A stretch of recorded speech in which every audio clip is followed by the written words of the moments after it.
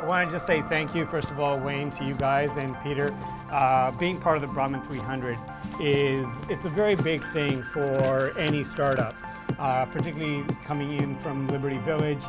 And what I wanted to do is very quickly walk you through a short story. So going into a little bit more detail in terms of the first entrepreneur. He had one simple philosophy in life, and I loved it. It was bite off more than you can chew, and then chew like hell. So his goal, and it was at the age of 18 that he decided, and he proclaimed this to both his mother and to his older brother, it was that he was not going to work for anybody. That was his goal. It wasn't monetary, but he set himself a goal. And he said that basically, I'm just going to go to university for you. And that was it. But whether I finish university is a different question, but I'll just go to university. Then came the opportunity and timing. I remember sitting down with him and talking to him, and he said that this was in 2009, when mobile advertising was just about to take off. In 2009, Quattro was bought by Apple, and AdMob was bought by Google. That was 6 years ago. And at that point, he said, you know what? This is definitely an opportunity. This is where we need to play. And this is when it all started. He was able to lay the foundations of one of the first pure mobile ad tech companies here in Canada. So let's quickly just go to the second entrepreneur.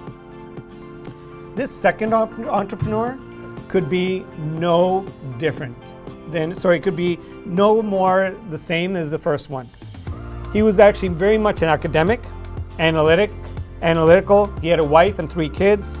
And most of his career, he worked in a profession that probably better suited his former self. He was actually a banker like a lot of the guys that are here today. But all that changed within a single phone call. And this is what I'm talking about, fate and destiny. So on August the 1st of 2012, he found out that his kid brother, a dynamic entrepreneur that I just talked about, and that was actually the founder of Addictive Mobility, had suddenly passed away at the age of 32. There was a dramatic shift in terms of what needed to be done. So, very much in terms of setting a goal, this young, dashing 42-year-old decided that he was going to become an entrepreneur. But his goal was simple, and that goal was to simply make sure that his brother's legacy lived on. Today, we are 50 strong. We're based here in Toronto. We've got an office in Vancouver. We're based in Dubai, and we've been able to be part of this team here. And in terms of the hustle and grit, well, let me tell you guys, these last 4 years, I have probably been more beat up, spit out, and chewed out than anybody else on the planet. I've got my ass kicked more times than anybody else, often by my own staff. But the reality is that grit and determination was there for 2 simple reasons. One, I took on the responsibility, and I wanted to make sure that my team didn't look bad. And number 2 is I had one simple goal and mindset, and that was to make sure that despite being written off several times over the last 4 years, we were able to still kick ass, and we were able to accomplish a great deal. So just in conclusion, I share this with you for those who are trying to aspire to the next big thing. So in conclusion, if you ever get really, really tired or think that, fuck, I can't do this anymore, if my brother and I can do this, any of you guys can do this at any time. Thank you.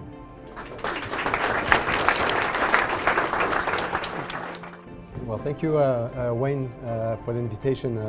I'm very pleased to be here with you today, and the work that you've done in preparing this ranking, this listing, that I'm eager to see later on, is most amazing. The amount of work that's gone through it.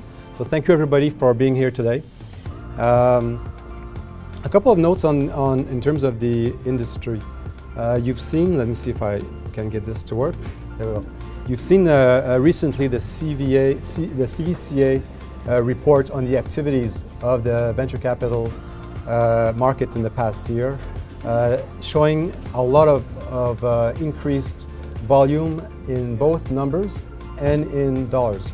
Most particularly, $2.3 billion in VC deals closed during the year, an increase of 24% over a year ago. In fact, most of these deals were done in the ICT sector. That represents about 60% both in terms of transactions and dollars in terms of volumes. These deals were mostly done here in Ontario, and in terms of investment stage, early stage than before. So early stage or seed stage rather than later stage or growth stage. And the fundraising activity, $2 billion were raised by some 30 funds, an increase from 1.2 billion raised last year. What we are starting to see definitely in the marketplace is that there's a growing appetite for risk-taking, not only by VCs, but by all the other players providing capital to the market, whether they be sub-debt lenders, banks, and otherwise.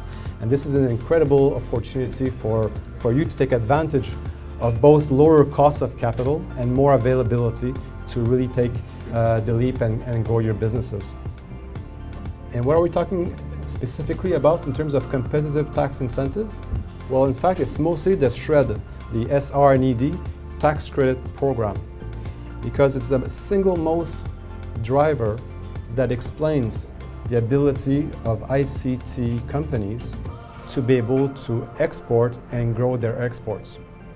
In fact, 85% of SMEs, small and medium-sized companies, that receive SR&EDs export, and that's at least 24% higher in participation or no revenues from exports than companies that don't do R&D.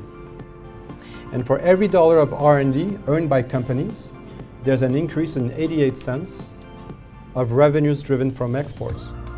So you see the link here of how important the drive towards R&D and the tax credit program is in terms of providing companies with visibility that the program is in place, that visibility that the program is accessible, that the rules are fair, and that the benefits from it are accessible in order to help you drive a path of growth for your technology and leap forward into developing your export markets. So we need to do R&D because improved productivity, new innovations, growth, new revenues, job creation, and so on. The only problem is that R&D requires a lot of liquidity. It's expensive to research, to develop, to think, and the tax credits that are so very generous only come some 1 year after the expenses have been made, if not longer. But R&D is not the only area in your business that requires liquidity. There's also commercialization and staffing and equipment and so on. So everybody knows they have to do R&D to grow their businesses and increase their corporate value, but not at the expense of stalling commercialization. And that's the catch. This is where Finalta steps in. We have developed a new financing offer specifically designed to the needs of the ICT industry to enable them to accelerate their time to market of innovation. Now, I know when I say financing tax credits, and I see you already, my camera is turned towards you, I see your eyes rolling over, because I know banks say they finance tax credits, but they will only finance the tax credits once a year is over, like 2015. And the claim has been written and it's ready to be filed. So really there's only 1 to 4 months until you get your refund. So the benefit of that financing is not really there in planning your liquidity needs.